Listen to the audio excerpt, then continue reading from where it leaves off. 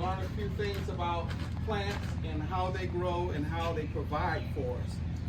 For me, plants have become family for me. All right. I'm your helper. All right. Thank you. This is the learn to grow plant. Yes, ma'am. Hi, how are you? How do we get inside? But this is all right. Great. Thank you for coming. Yeah.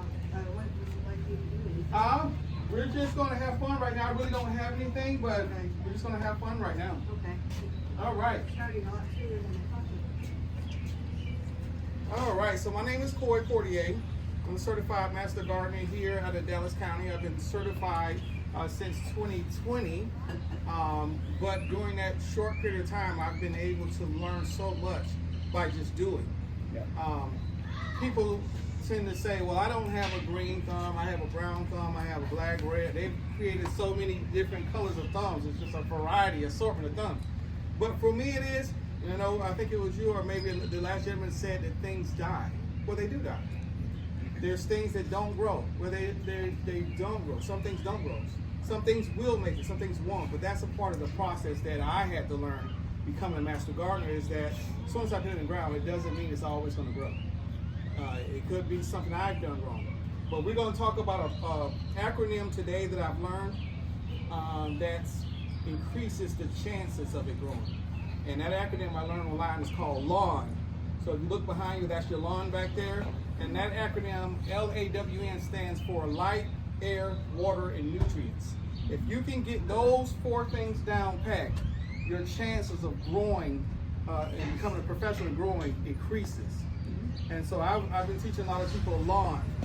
So catchy, it caught me, and I was immediately settled once I figured out what it was about. So today we're going to pretty much go from my book, and thank you to have my publisher here today. But we're going to just run right down this book talking about urban gardening. So I love to give the story of how it started. My wife and I were doing a nonprofit in the area of Dallas called Pleasant Grove. And it's one of the, has an area of high crime, just a lot of poverty. So we ran a mentor program there, and we used to bring the kids in for classes every week, teaching them singing and all this different stuff. Well, the problem was they would eat our food and leave. So we were like, oh, that's offensive. You just want to get our food and leave? What we didn't realize is they were hungry. And so once they got that basic need, they got something to eat, they wanted to go home. So we got a chance to change the focus of this, of our nonprofit. And not only did we feed them, I believe that proverb of, you know, when you help somebody else, it comes back. We were feeding the kids, all of a sudden I get a call about a Walmart closing down on the other side of Dallas. Well, with that, they wanted to get rid of their plants. So for my nonprofit, they donated the entire garden center when it shut down. Wow. Which gave us hundreds of plants, Wow. thousands of seeds, every one of their fruit trees, everything. So literally that Walmart in off of 67, and I think it was over that area, when they closed the garden center down, they gave us the entire garden center. So my parents happened to have 3 acres behind our church. They donated an acre to our garden for our program. I wanted to get rid of, because you got this time, you understand, I don't know anything about growing. I have no clue. So I wanted to give the fruit trees away. So I called Texas A&M AgriLife and I said, hey, why don't y'all come get these trees? So they came to get the trees, and they looked at the property and they said, why don't y'all think about planting these trees? So he said, I'll make you a deal. If you plant the trees, we'll come back and check them. Somehow we were blessed to plant them right. He came back and he sent my wife and I to Master Gardener School, and that's how our journey started.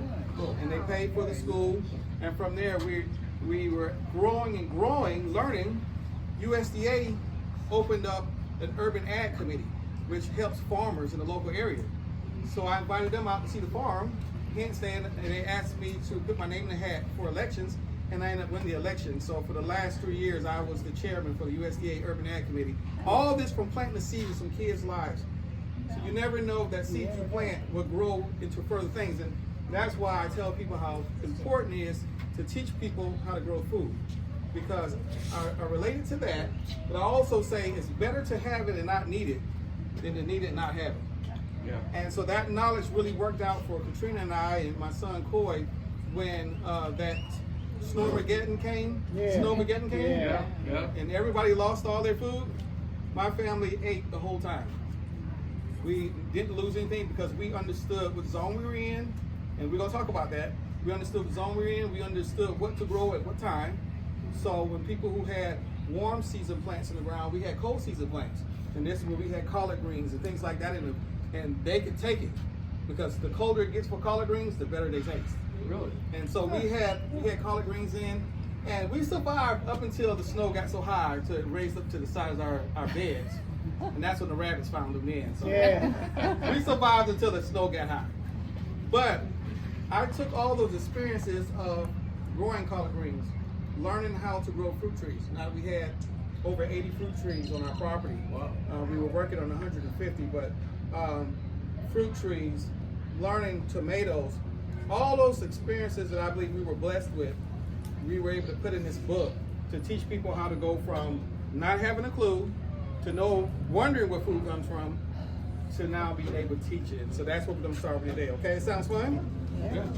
And so, as I told them earlier, and it talks about sowing the seed, but I like to ask people, what is your interpretation of urban gardening? What does that mean when you hear urban gardening? Anybody? And there's no wrong answers. Just I think of container gardening when I think of urban. yes, urban. I mean container gardening. Anybody else? What about raised beds? Thank you. Yes. So it's more of it's including containers, it includes Backyard. sustainable, but it's the fact that it's in an urban setting. Yeah. So can I do containers in a traditional garden or more contemporary, the larger form? Yes. The difference is the closer we get to the city or urban area, that's what urban gardening is. And they're starting to figure out that how important that is because we talked earlier, and I usually like to do this. I like to put a bunch of fruit and vegetables on the table, and I like to come up and I touch them, cough on them and drop them, then I try to give them to you. Would you want to take those? No. And this is what I tell everybody, and this is going to grocery out a little bit. This was happening in your grocery stores every day. Oh, yeah. This is what happened in your grocery stores every day, and that fruit might have just come on a 6-day trip from Florida or California. Well, you say Florida, California are not 6 days away. No, the drivers can only drive up to legally 8 to 10 hours, and they have to rest for another 8. Same thing for the next day. And so by the time it reaches the store out of the package that's been sitting in for 2 days, they might have been back there for at least 8 days. And so what I tell people is, I would like to know where my fruits and vegetables come from. And so these principles I'm going to teach you today will do that. And as I told the last family that was here, lawn is the way you can do that. For some of you here, you already know what lawn is, but if you look behind you, there's a grass. We call that lawn, L-A-W-N. If you get the principles of that acronym, light, air, water, and nutrients, it's almost like you can't fail when you're growing. You get your light right, you get your air circulation right, you get your water right, and you get your nutrients right. It's almost anything up here that you can grow. So I need y'all to remember these things because some of y'all are going to be going home with these plants, and I want you to be able to contact me and keep me with pictures. I want to see these tomatoes growing out of the yard. And I think these are indeterminate, but we'll talk about those different things. Somebody may be going to grow some watermelon and call Coy over afterwards a couple months down the road and share some of the great watermelons with me. So as we get into this, I want to tell you, first we're going to talk about getting started. We know what an urban garden is, so that means we can grow a garden almost anywhere. Whether that be in pots. My wife and I, we started a little business. We were growing, we had a seedling farm in our room, just a little small shelf. So we were making seedlings for farms just on 4 racks. Yeah. So it shows how you can start anywhere. So why will we want to do urban gardening? Because we know the fact that there's a lack of fresh, healthy food in our communities, for our communities. And so one of the things we want to do is provide healthy, fresh food, less dependency on processed foods, better air quality, more trees, more plants we have, it improves the air quality, it improves the soil, because we want something on top of our soils all the time. That's why I'm a mulch fan. I want to continuously have something on my soils to keep them dry. It reduces food waste, and it provides local food from local farmers. And I'm an advocate for local food from local farmers. Also, and it goes back into light, air, water, and nutrients. Follow these steps to have good plants. So how do you start? Regardless of what you're trying to grow, and I'm a food person now. I have worked for a nursery, so I know how to grow your perennials, your annuals. I know how to grow the native plants, certified native plants, and all that. But I'm more of my passion is to feed. So as I teach them how to, grow their own food, I want to start from the jump. And I wish I had my board. I can show you some of the things we did grow. If you can see here, if I can show you some here, these is behind me is some of the collard greens and some of the things we were growing in our farm. And you came out, so you kind of saw them. But these are some of the things we were growing. They were just, everything was just so And so, beautiful and it was large. Is that in Pleasant Grove? No, this park's out in Lancaster.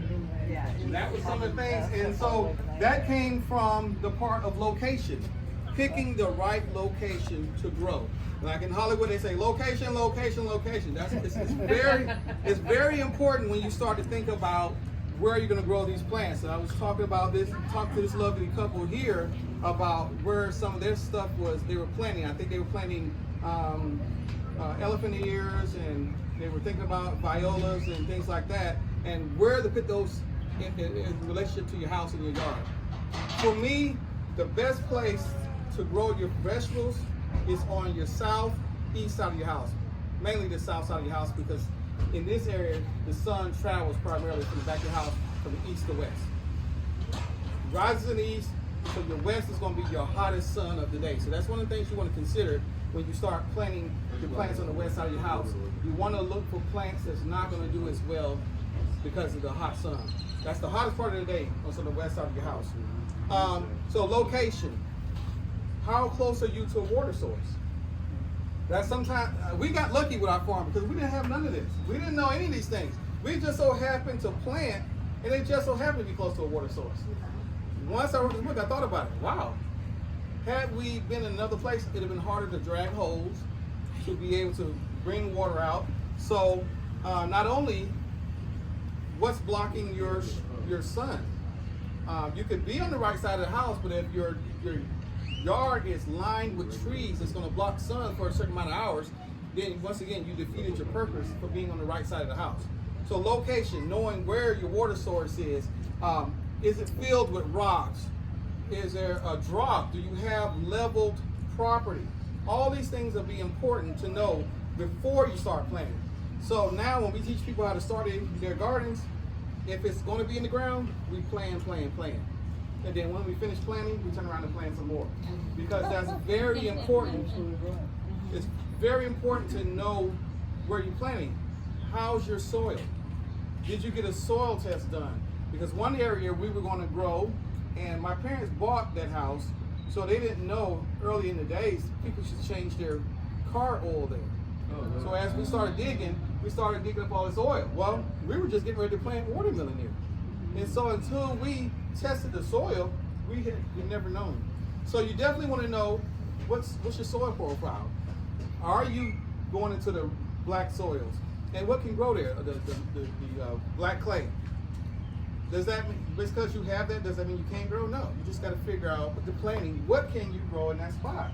When we got ready to do the fruit trees, and we've got the tiller, and we got we don't till now, we're no-till farmers, so we build above the ground, but when we first started, we were digging. And we were digging and started getting to that wet soils, and we're just digging mud. We didn't know at the time that we shouldn't put that fruit tree there. Because most of our fruit trees, when we first did it, they all end up getting root rot because they were sitting in water much longer. And so we didn't plan. We didn't know, but we didn't plan right. So we just put where we thought. And so now I teach people, when it comes down to it, find out your location. That's going to include, once again, your light requirements, how much water you're going to need because of what you're planting in, whether it's going to take nutrients. A lot of times you lose your nutrients in the muddy soil, so you may have to watch what you're using for your soils and fertilizers in that time. And air. Very important. Because of the clay soils, a lot of the roots don't get enough air. Most people don't know that. You still need the air up under there with those roots. And you still need the soil not to be compacted. So sometimes you can get a lot of disease down there because you don't, like with grass, sometimes they thatch. I think it's thatch the grass. Sometimes they get air down in there, circulation. So that helps with fight disease and things like that. All these things you want to know before you get started. Zone. Does anybody know what zone we're in? We're on the border, right? Aren't we on the border? Yes, we're on the border between 8A and 8B. 8A and 8B. Yes, and we have a mix of seasons here. Some people, where you came from, New York, y'all were in the 4. So they knew it was gonna be cold there. Yeah. For Texas, in this area, we could have a long cold season, but then again, we could have a long hot season. Or both. Yes, at the same time. You know, I mean, because here, historically, I think it's March 16th is last freeze. Well, we were here one time and that snowmageddon was, I think, in April. And so, those things you want to consider, but what zone you in? Knowing your zone will help you, greatly to know what you can grow during that time. So if we know that our season for fall, and I'm just throwing some things out, let's just say fall is from August to November. I know it's probably not right. But if I know if I get a plant, and I didn't bring my seed packets, if you look on the back of your seed packets, it'll tell you what zone is recommended. And so you'll put the seeds in the ground during that time only, because if like seeds that require warmth to germinate, you're going to want to do those during that time. And germinate just basically means get started. You put the seed in the ground, it start germinating once it start to crack open, and things like that. But seed package is very important about seeing what zone you're in and why and when you should. Anybody else have anything about zones? I know I can start talking. I've been in church for all my life, so once I get started, I start running like water. Anybody got any comments or questions? Yes, sir. I have several questions. Mixing the soil. I see you have some potting mix Yes, there, sir. and you talked about, knowing what your soil is like. Does that stuff work when it's mixed up like that? In a sense, yes. So for me, I don't buy anything when it comes to that. So what we started doing when we ran into that problem with that mud and stuff, we started taking small pellets of small rocks to keep that soil from compacting. So I started doing anything I could that could work. There's expanded shell. Yes. We started using stuff like expanded shell. That would help for that soil to keep compacting and allows the roots to have some place to go. And to keep your roots from having like a root ball and being stuck in that area and making a weak plant. So yes, that's what I look for when I look for, I'm trying to save you there, little spider. There you go. That's what I look for when I look for a potting mix. All I'm doing is trying to copy nature. Yeah. I'm not trying to create anything. And so if this is going to give me the same principles as if I put it in the ground, I will get it. One other question, I'll let the rest of these folks talk. That has to do with insects and bugs. They all have it. They all, especially the really nice ones. Mm-hmm. How do you go online? I mean, is that the best way to deal with those? With your tomato plants and some of those things. How do you know what to do, when to do it? As far as the insects? As far as the insects, the bugs, or just the squirrels and all that. We're coming to that. I'm glad you. So I know I got some thoughts about that, but we're going to come to that section because I do have something for that. The squirrels, we're still out there. There's still a survey going. Between people having a bunch of cats, I don't know. But right now we're still up in the air about these squirrels. But there is some things that they sell, and I don't promote any store because I don't work for any stores anymore. But when I worked at Jackson's and when I worked at Home Depot, there's some things you can get for there. Doesn't smell as good, but there are some things you can get for squirrels. I heard they had a thing in the paper about Coffee grounds, yes. And I use coffee grounds myself with nitrogen for the plants. But yes, you're right. All right, so we know what zone we're in now. We know what location we are. So it goes back to what we were talking about. What's your names again? Sandy and Fred. Sandy and Fred. Sandy and Fred were talking about they were choosing their plants. And it's good that they're talking about it now before they just went out and bought them, because you need to know what plants you're getting. So, because you get excited when you go to the store and you go to Home Depot or some of these nurseries and you see all these plants, you just want to get this and get this. And, well, does it work in your yard? Does it work in your soils? Does it work in your lighting? So you need to know what plants you're going to get. You need to know whether, if you start to get tomatoes, whether you're getting the determinate tomatoes or the indeterminate. You need to find that out from them before you get these, because, and I'm trying to see what this is. I'm sorry, I'll sweep that up. No, it's a garden. Okay. It's fine. Okay, good. You need to find out if these are determinate or indeterminate. Why is that important? Well, the indeterminate means that it keeps growing.